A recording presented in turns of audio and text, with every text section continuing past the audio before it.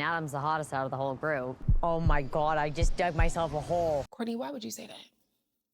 Courtney, why would you say that? Your biggest crime is making me sad with Nick 2 times in a row now.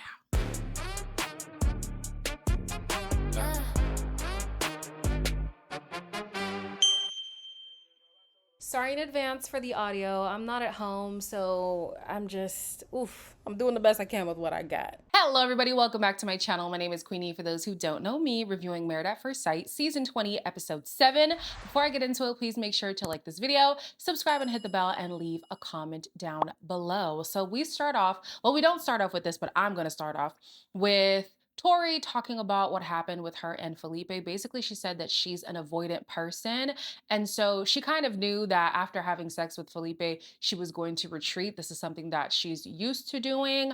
I feel like she had said that in the previous episode, just without putting the title of being avoidant onto that. So I wonder if the experts are going to help her with that avoidance. But then again, especially when you see in the preview with Felipe, he just doesn't have a good track record when it comes to relationships. So I can see why she's panicking, having allowed herself to be vulnerable with a guy who may not be here in the long run. The verdict is still out on Felipe. He's doing well so far, but I feel like this could be a performance. I don't know.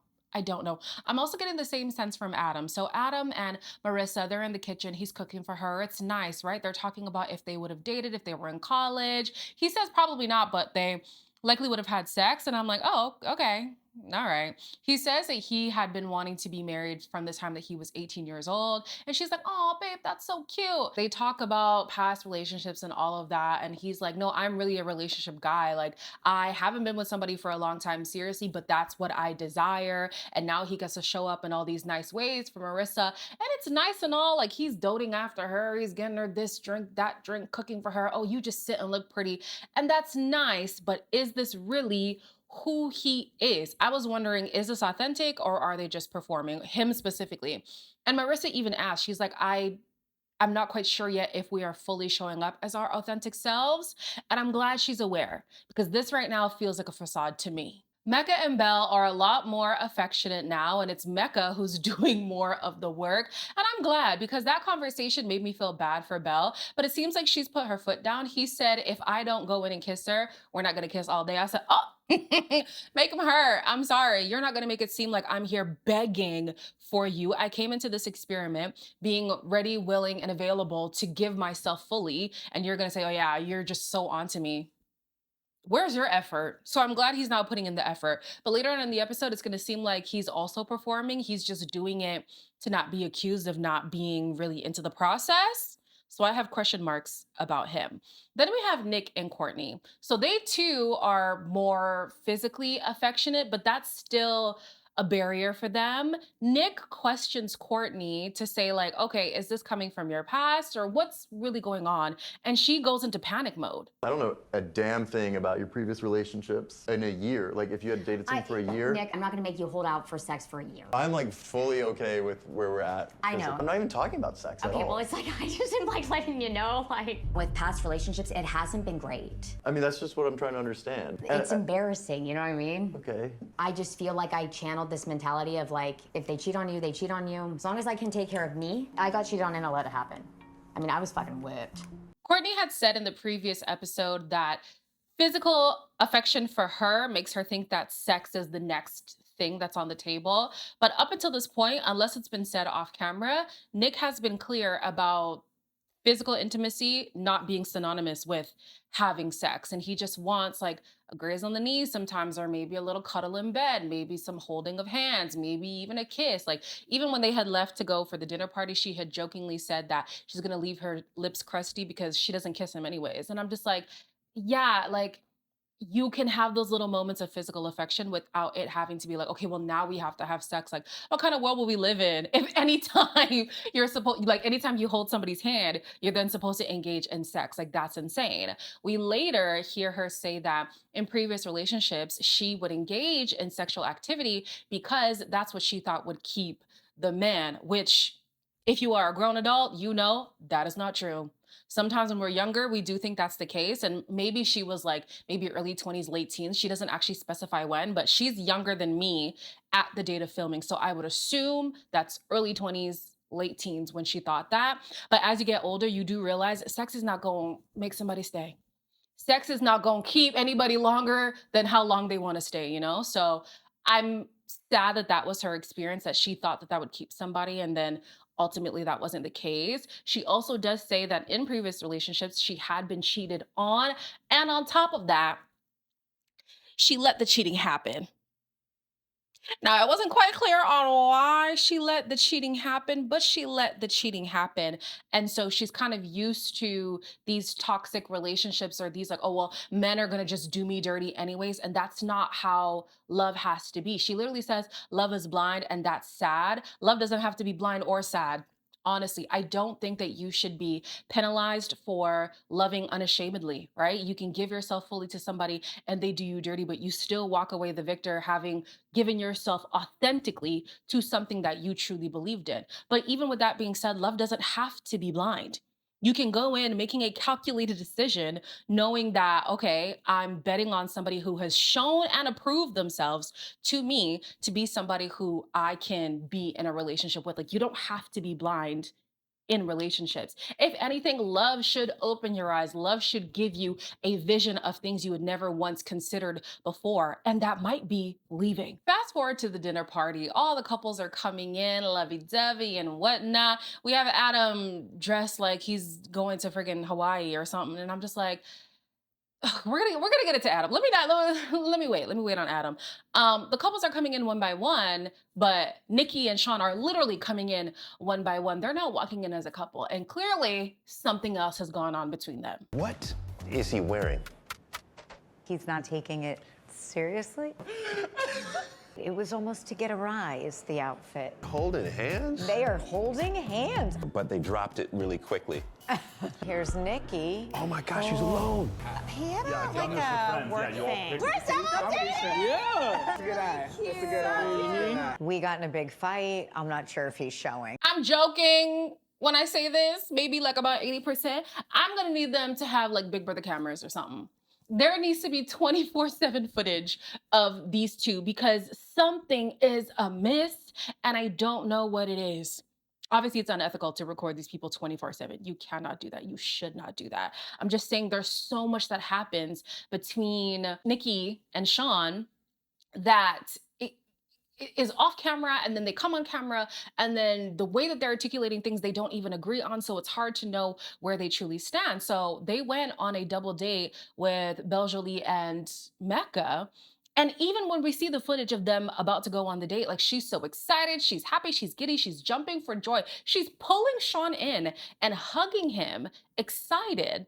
But then we hear that the dinner didn't go well at all, and that they actually had this big argument. And now the next day they're showing up individually, and she's saying that he had a work thing, but clearly they just didn't want to be together, right? So I'm just like, what's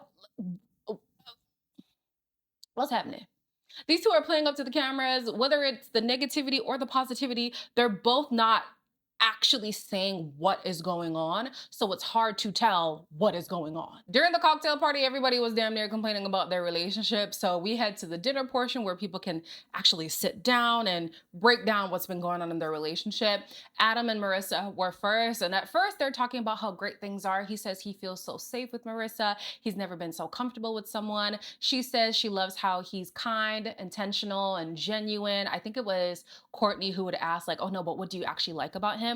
And those things are great and all, but they do admit that they have not had serious conversations, which is a problem. Serious conversations are for sure to come. What is a serious conversation? Where you want to be in 5 years? Are you all aligned with that? We haven't talked about it, honestly. Does it 5 matter? years. Life is so short. If you're not vibing, like, what are you doing? We both prefer like being like silly and fun. Is it just gonna be, we'll vibe through it, or like, what is the plan? I was expecting to hear something like, oh, I love how thoughtful Adam is. We understand like the seriousness of like what's to come for sure. And it was You might not have to be that thoughtful when Adam's the hottest out of the whole group. You're still the hottest because you're my husband. Now she's changing it. Honey, Nick was on the money today.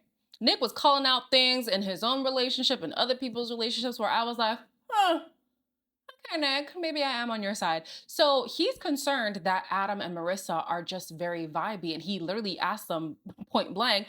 And he's like, I mean, yeah, we are vibing, but like, what's wrong with vibing? I had said even in the vows, I did not like that he used that word vibing.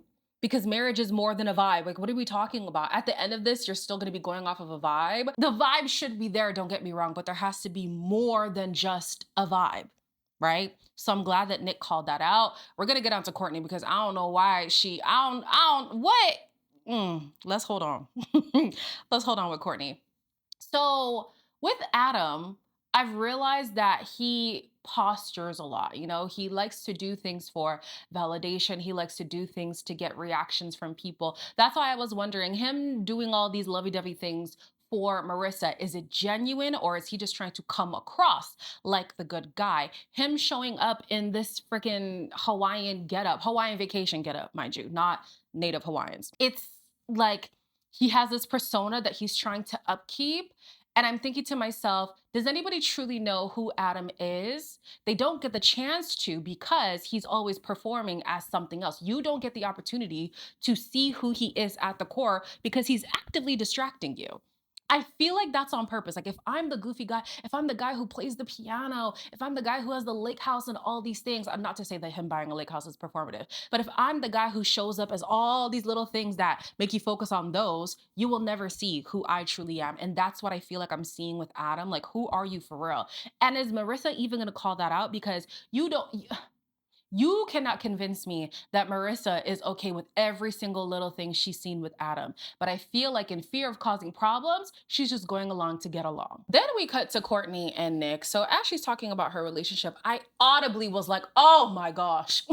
Because I feel like this lady is making things harder than she needs to. He shows up for me every day, and I am not a lover. Genuinely, I feel bad for him. I don't want to hurt someone that cares about me so much. I don't know if he's comfortable with who he is. Sheesh. That's wild, mind-boggling comment. How many times does somebody need to hear that you're trying your best to run away from their physical affection? How many times does somebody need to hear you refer to them as poor little A, B, C, and D? Like, oh, the poor guy tried to cut. Oh, the poor guy did. Oh, I'm just waiting for my alarm to ring so we can stop cutting. Oh, I just can't do that. How many times? Because it gets to a point, you know? Courtney says that she came into this experiment having a lot of baggage and she is aware of that. If you're gonna go the way that you've been going, you're gonna leave with even more.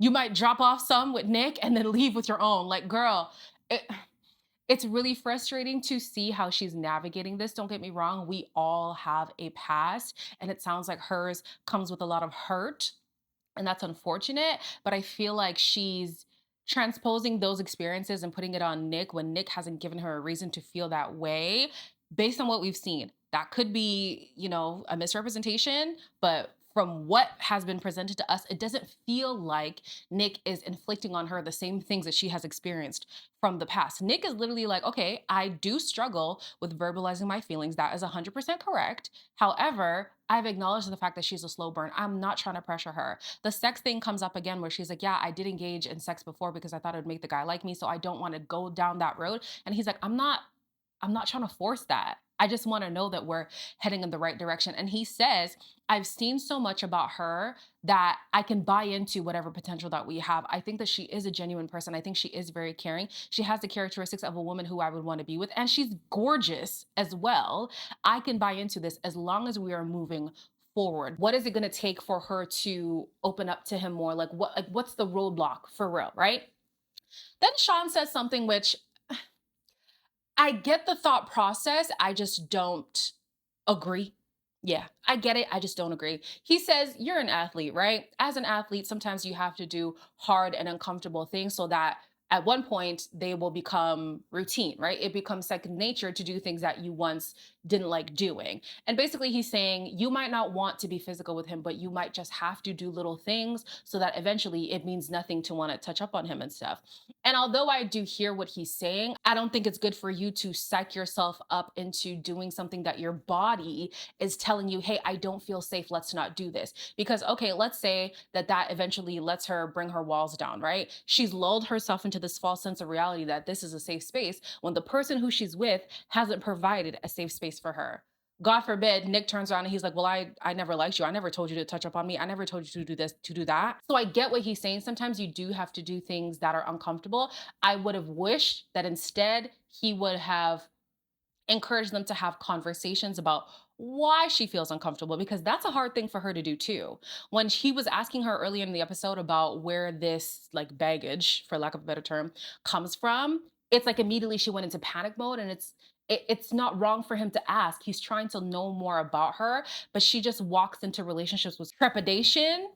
And I think that is the hard thing that she needs to face. You don't have to be physical, but you do have to talk. Courtney says that Nick might not be as confident as he thinks he is, which got a reaction from some of the guys. They were like, where's that coming from? Like, what do you mean? And she's like, yeah, I feel like all of you guys aren't really as confident as you think. You're dealing with women who are so confident, who are so this and so that. And I was like, I think she's talking about herself, but either way, Mecca chimes in. Oh no, it was Marissa first. She was like, I think there's a difference between confidence and vulnerability. And a lot of men do struggle with vulnerability. And then Mecca's like, yeah, that's true. I've realized with myself that I do present one way with the guys than I do with Belle Jolie. And I'm glad that I'm able to tap into that softer side when I'm with her.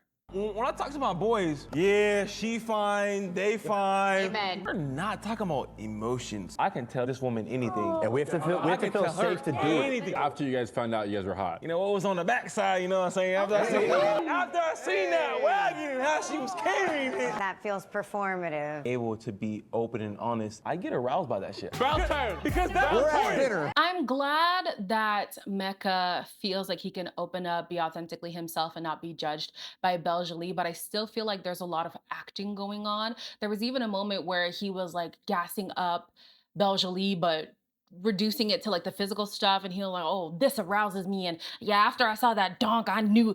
And the experts, it was Dr. Paz in particular, she was like, well, that feels performative. And I'm glad she said that, because there's something about Mecca that still isn't allowing himself to be vulnerable, even in these moments where you're talking about this transformative experience that you're experiencing, yet you're still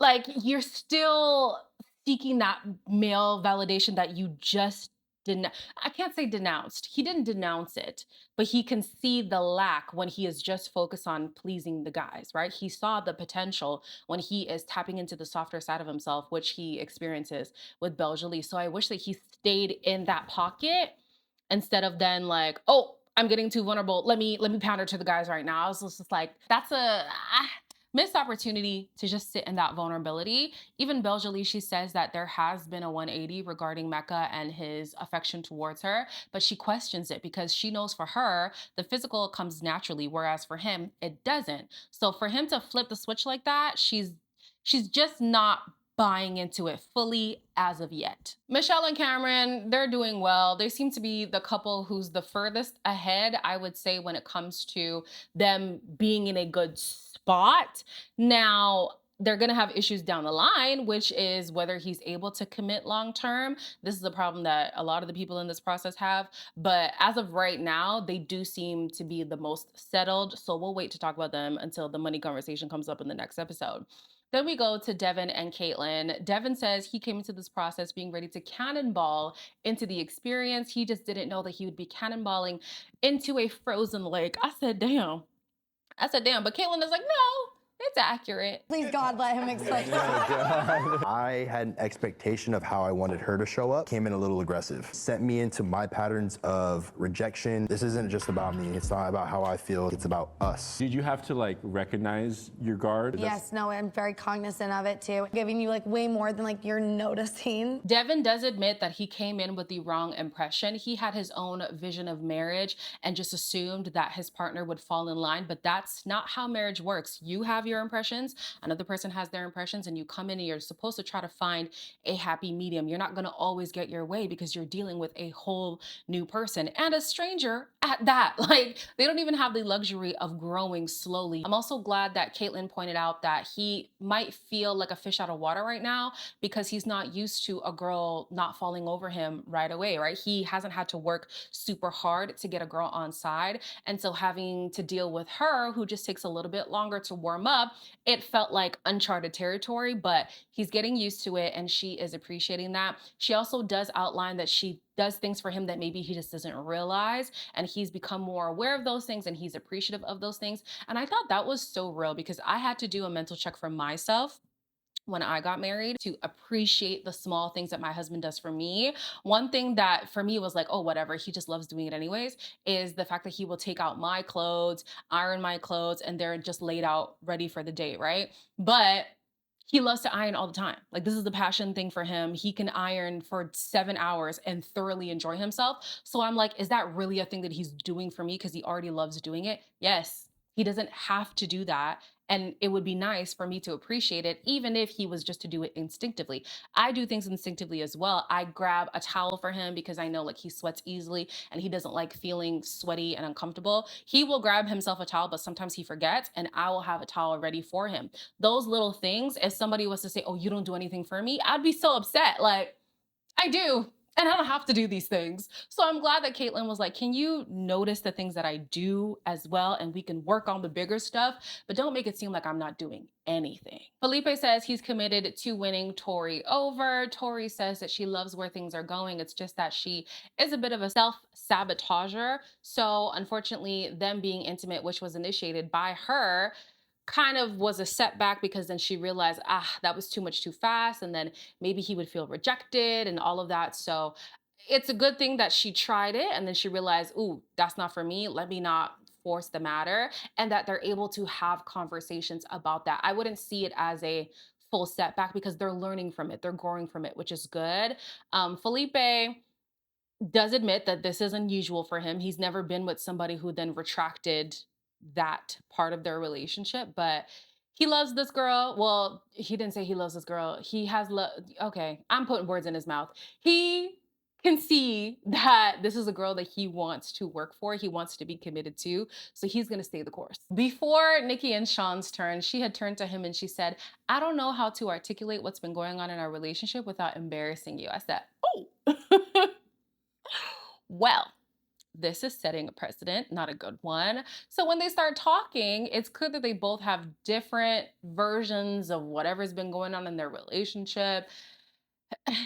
Yeah, it's messy. We have been on a journey. There's some framing with Shawn, framing me as like the problem. That's not really how it is. She has moments of anxiety. I want to ease that anxiety and be there, right? Are you calling me anxious? And I'm like, no, wait. That was the narrative for the rest of the night. Are you sincerely taking accountability for your part? I heard a lot of attacking, like, you're making me feel this way. You know what I'm saying? I've been working to give him grace, and the conflict repeats itself. So there's a lot going on with these two. Like I said before, it's really hard to have a gauge on what's going on with them because most of what happens is off camera. Most of the intense stuff, whether it's good or negative, happens off camera. So we don't know. You kind of just have to be there, right? So she says that Shawn has a tendency of making her look like a crazy person, making himself look like the stable, even-keeled, intentional person, educated, I'm reasonable. And then she is the one who's erratic, who's snappy, who has an attitude, who isn't really trying. And I'm so glad she said it because that's what I had said in the previous episode. I was like, I don't like how Shawn deliberately speaks soft sometimes. And he uses therapy speak and also intellectualizes things to make it seem like I'm the one who's educated. Listen to me. She can't properly articulate herself. So she must be the problem in this relationship. And I don't think that's entirely true. Just because you're not as snappy as she is doesn't mean that you're not problematic. Mecca chimes in and he says, I feel like I don't get much accountability from you. It's always Shawn is doing A, B, C, and D, but it's never, this is the way that I've shown up in my relationship. That's not helping. She doesn't actually say what it is that she is responsible for or accountable for. She said that she's able to be accountable, but she didn't outline what she has been accountable for. She just says that she does try to give Shawn grace, but the conflict persists. The room asks, okay, well, what's the conflict? She says that our communication is off. And it definitely is, but I'll be honest, guys, I've seen more attempts from his side to approach things differently than I have seen from her side. I feel like he has done a bit more course correcting than she has. I'm still looking at him sideways though, because she also says that he's really good at labeling. And I do think that that is true, but also that is doing more harm than good. Because if you label people, even if you're accurate, you're kind of stoking the fire of irritation with them. Like, how are you going to put all these things on me? That's not your place. You're not my therapist. You cannot psychoanalyze me. Like, what are you doing? Right? So sure, he might be calling things out that are accurate, but in doing that, you're triggering her. And I feel, like I said in the previous episode, that is strategic so that when she does act out, he can be like, see, I told you she was crazy. The room has a bad reaction when Nikki says like, oh, I'm 5'5" and I'm towering over Shawn. They were like, whoa, let's not make this a height thing. She's like, no, I wasn't making it a height thing. I think you were making it a height thing. I think that was definitely a dig. I think that was a dig. But basically she's just saying, okay, we're not working. It's a struggle, whatever. So then the room is like, okay, well, why not just call it then? If you feel like, because I think she said one way that they're resolving the conflict or avoiding, actually, let me say, one way that they're avoiding the conflict escalating is by just calling things. So they're like, okay, so why not just call it? Notably, Shawn is quiet in this moment. And when she starts talking, people are like, okay, well, let's actually hear from Shawn. Shawn says, I'm not the person who's going to give up. I just stay no matter what. And I think that that's also problematic because it sounds like he's one of those people who's just going to keep poking until the person has had enough. And then they're the ones that end things. And I feel like I don't like that. Because then he can turn around and be like, see, like I said earlier, see, I told you she was great. Like, see, I'm trying. I wanted to stick it out. I'm showing up the best way possible. And she's the problem. She's the problem. I don't know, guys. I don't know.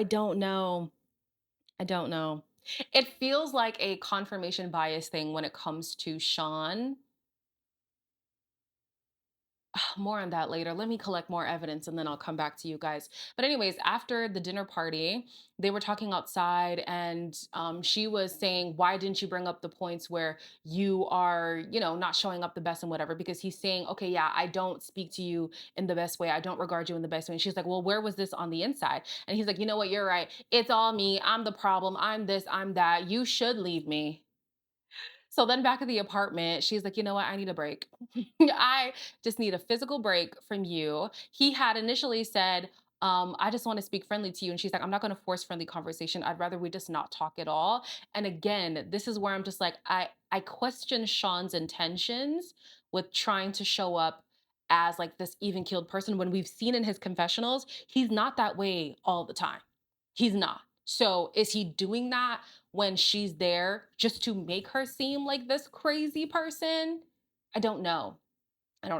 Anyways, the episode ended-ish kind of with Nick and Courtney leaving the party. And Nick was like, yeah, that whole confidence thing, what was that about? After you. Oh, okay, as you step on my foot. It was a really sweet attempt, Nick. It's the first time I think you've opened the door. Can we revisit the confidence? Yeah, shit, maybe that was really foul of me to say. I do feel like all the guys are pretty confident. Maybe I used the wrong word. Y'all are very good looking. You guys are being challenged. You're not used to this, not getting that instant gratification. Like for me, I've been rejected plenty of times. Being rejected. I've been rejected plenty of times, even on worldwide TV. So Courtney thinks that Nick is struggling because he's never been with a girl who hasn't thrown herself at him. He says, I've been rejected plenty of times, even on television. Okay, this isn't the first. I feel like I've seen him make attempts to get closer to her. So it's not like he's sulking, right? It'd be one thing where he was literally malfunctioning at the fact that she wasn't throwing herself at him. That doesn't seem to be the case with Nick. He could be playing up for the cameras. He wouldn't be the only one. But I'm just like, yeah, I don't think she has an accurate read on this. I feel like she's looking for problems that aren't there, which is funny because there are real problems that she could point to. One of them being the fact that he doesn't express himself emotionally. Like he even said that himself. You could stand on that and be like, yeah, it's hard for me to engage physically with somebody who doesn't let me in emotionally. Girl, whether that's true or not, you could use that and have it be true. He knows that that's a pitfall for himself. Use that. But now you're saying, oh, he doesn't have confidence and he's used to girls just throwing themselves at him and he's not used to a girl who's, just taking her time and stuff. He literally was like, I'm okay with the journey as long as we're moving forward. And I feel like that's true with him. Maybe. At the core, my belief is that she just doesn't trust him.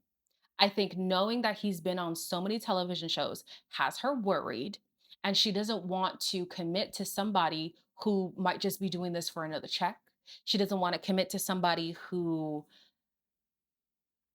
I don't know, maybe in time we'll just get rid of her. Wasn't she the girl who kept saying like, oh, I'm worried that the person's not gonna like me. Like, what if he runs away? What if he? She already came in with these worries, and then seeing that he's a reality TV vet, that's playing into the worries she already had. So I think she's looking for problems that aren't there instead of trying to sort out what's actually going on in their relationship. But I don't know, child. We will see. The experts say they've got some work to do with these two. They've got some work to do with Shawn and Nikki.